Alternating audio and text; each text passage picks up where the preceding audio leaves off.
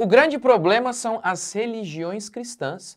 Elas têm que perder espaço, perder o poder de fala. Um militante LGBT disse isso. Você tem noção do absurdo que isso é? Eles não temem mais. Não temem mais, eles não escondem. Não escondem. O objetivo é claro, calar os cristãos. Eu vou falar hoje sobre como nós cristãos, principalmente pastores, temos que agir contra isso. Vou também desfazer algumas mentiras que esse militante LGBT disse. E vou te pedir, envie este vídeo para seus amigos cristãos, mas principalmente para o seu pastor. Porque se não formos machos e corajosos agora, amanhã seremos todos presos. Curta, comente, se inscreva. Bora para mais um vídeo. Fico até engasgado falando de tudo isso, porque a gente sabe que o grande problema da LGBTfobia no Brasil se chama religiões cristãs. Esse é o problema que a gente tem. Então, enquanto a gente não olhar para isso, enquanto os próprios evangélicos não começarem a formar um cerco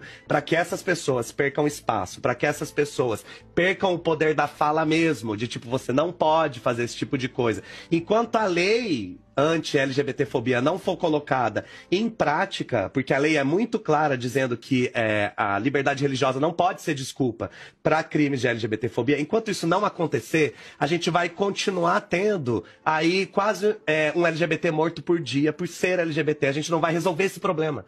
A gente não vai. Então eu acho que a gente tem que dar nome. Tem que dar nome. O André Valadão, ele não é só errado, ele é um criminoso dentro da nossa lei. Dentro da lei que o Brasil criou. Então acho que esse é o tipo de coisa que, infelizmente, a gente tem que ficar lidando. Infelizmente, todos os dias. Aí alguém, quando não é ele, é a irmã. Então vamos lá, vamos por parte aqui nas falas desse militante. Os próprios evangélicos devem começar a formar um cerco, nos encurralar. Eu já falei um pouco sobre isso em outro vídeo aqui. Fiz um comentário sobre o que o Paul Washer disse, que nós seremos perseguidos pelos próprios cristãos. De fato, isso acontece hoje. Acontece comigo. Acontece com qualquer cristão genuíno. Acontece. Então isso aqui, ó, os próprios evangélicos devem calar a gente. Nós somos os cristãos radicais, cristãos xiitas. Isso é uma nova estratégia. E essa estratégia, como ela costuma ser eficaz? Sabe? Usar a religião para destruir a religião. Os pais da revolução sexual, que foi desencadeada principalmente no século passado, na década de 60, aqueles caras, os caras que bolaram aquela desgraça, que pariram aquela desgraça, isso aí remonta ao iluminismo, que é um movimento essencialmente ateísta. É isso que declara o autor de Libido Dominante. A física newtoniana, a base última do pensamento iluminista, tinha implicações sexuais. Se o homem era simplesmente uma máquina feita de matéria em movimento, movida à eletricidade, então o casamento como uma união sagrada entre marido e mulher fazia tão pouco sentido na Inglaterra quanto na França. A estratégia é antiga. Deus não existe. Como declara o salmista fala isso. Deus não existe. Diz o tolo no seu coração, Deus não existe. E a consequência imediata está lá no versículo 2. Versículo 1, ele diz, Deus não existe. Verso 2, corrompem-se e praticam abominação. Se Deus não existe, como disse Dostoiévski, tudo é permitido. Eu já expliquei isso na minha série Ateísmo. Assista essa minha série. Porque veja bem, ora, se Deus não existe, quem sustenta a moral? Quem dá base? Se não existe um Deus absoluto, não existem valores morais absolutos. Por exemplo, o próprio homossexualismo. Se Deus não existe, se Gênesis não existe, a história da carochinha, quem sou eu para dizer que é errado o homossexualismo ou não? Quem sou eu? Quem somos nós? O homem vai determinar o que é certo? Se o homem determina, cada homem pode determinar o que é certo para si mesmo. Por isso, vários filósofos já afirmaram isso. Se Deus não existe certo ou errado. Mas, se antigamente eles usavam essa estratégia, descredibilizar a Bíblia e dizer, não, isso aqui não existe, isso aqui está tudo errado, Deus não existe, portanto a gente pode fazer o que quiser. Pois bem, agora a estratégia é nova. Não, Deus existe sim, mas Ele é amor e aceita tudo. Ele me aceita como eu sou. E essa estratégia é muito sedutora e tem seduzido pastores e muitos cristãos. Mas é uma mentira. Isso é uma mentira. Basta ler a Bíblia. Porque veja bem, eu não vi Deus. Então, você viu Deus? Você que diz assim, ó, não, Deus me aceita como eu sou. Por exemplo, meu comportamento homossexual, Deus, Ele aceita. Deus falou com você? Ele desceu aqui e falou com você? Eu nunca vi Deus. A minha única percepção que eu tenho sobre Deus é baseada na Bíblia. É baseada em homens que dizem que ouviram Deus. Homens que dizem que Deus se revelou a eles. Essa é a minha concepção, que está baseada aqui, na Bíblia. E o interessante é que muitas pessoas que dizem que o Deus delas, ele aceita qualquer coisa, eles dizem que tiraram essa concepção da Bíblia, mas isso não é possível, porque o Antigo Testamento reprova o homossexualismo e Jesus, no Novo Testamento, ele confirma o Antigo Testamento. E no Novo Testamento, Paulo diz em 1 Coríntios, capítulo 6, de maneira explícita, o reino de Deus não é dos adúlteros, dos homossexuais, dos mentirosos e por aí vai. Então, essa posição não é possível. De onde vem essa ideia, então? É um ídolo. Eles inventaram um Jesus conforme a imagem e concupiscência deles. Esse Jesus não existe. Mas parece que tem muita gente aí que está acreditando nesse ídolo. Agora, vamos continuar aqui. O militante disse o seguinte: a lei não foi colocada em prática. Ou seja, ele está dizendo que o André Valadão, qualquer um de nós, ele citou o André Valadão, que nós não podemos dizer que é pecado, que isso é homofobia. Ou seja, segundo esse rapaz, há uma lei que proíbe a nós cristãos de expressarmos nossas convicções religiosas. Ele está mentindo, mas também quem acredita em ideologia de gênero é normal mentir mesmo. A lei que criminaliza a homofobia, ela garante a liberdade religiosa. O STF assegurou o direito religioso de expressarmos nossas convicções religiosas desde que não se configure em discurso de ódio. E o próprio STF explicou o que é discurso de ódio: incitar a violência, a discriminação. O que seria isso? Por exemplo, dizer que um gay é menos humano, dizer que um gay não tem direito como cidadão. Então,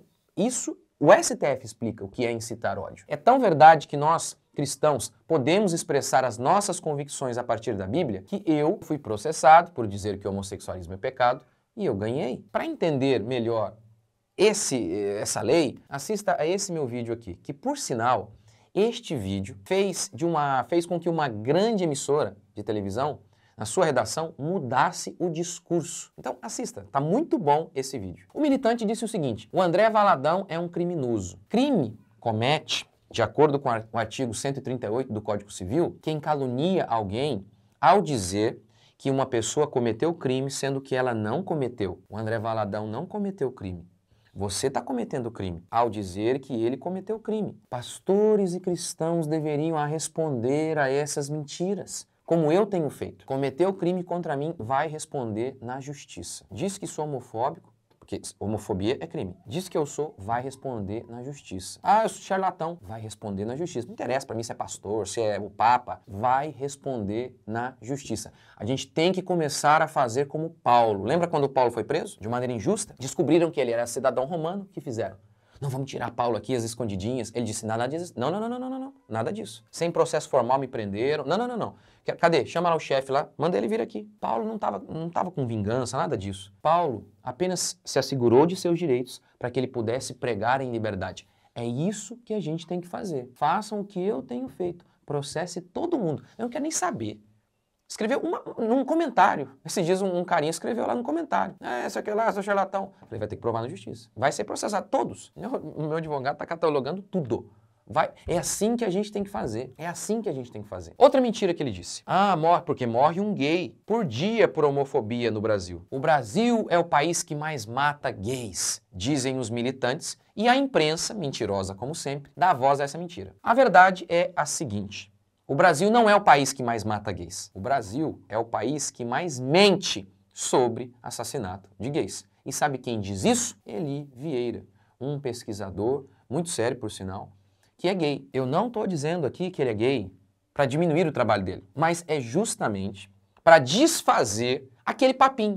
Mas isso aí foi um hétero que fez o estudo, não tem lugar de fala. Não. Ele organizou um estudo, o Eli Vieira, organizou um estudo para analisar essas estatísticas que os militantes vomitam na internet e ele concluiu: os dados são mentirosos, são exagerados. Veja essa matéria que explica um pouco essa situação. Existem pelo menos 4 levantamentos estatísticos sobre a violência contra LGBT no Brasil. O mais tradicional deles é produzido pelo Grupo Gay da Bahia, há 39 anos. Produzido anualmente, ele é divulgado principalmente pela imprensa, com grande destaque. Lembra, por exemplo, do caso da escola básica, a imprensa não foi questionar, não foi investigar? É basicamente o que está fazendo aqui, parece que eles ensinam, sabia? lá na faculdade sobre escola básica. Parece que eles não aprendem, eles continuam mentindo, a imprensa continua não averiguando, não confirmando as coisas. Vamos continuar. O problema é que o estudo não passa de um clipping de notícias, clipping, ou seja, um recorte de jornal, interpretadas pelos militantes do GGB e transformadas em uma lista. Por exemplo, a estatística fala de mortes no Brasil, mas inclui 6 mortes no exterior.